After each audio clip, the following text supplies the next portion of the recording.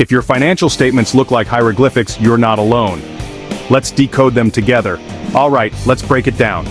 Financial statements are like the health report of a business. There are three main types you need to know: the balance sheet, income statement, and cash flow statement. First, the balance sheet.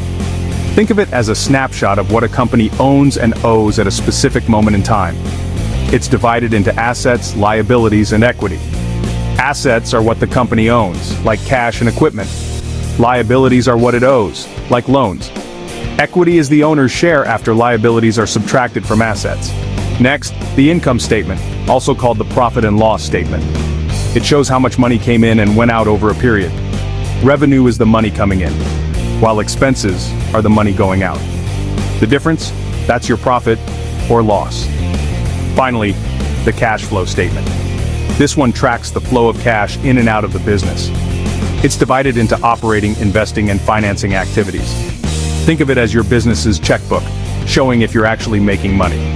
So remember, the balance sheet is your snapshot, the income statement is your movie, and the cash flow statement is your checkbook.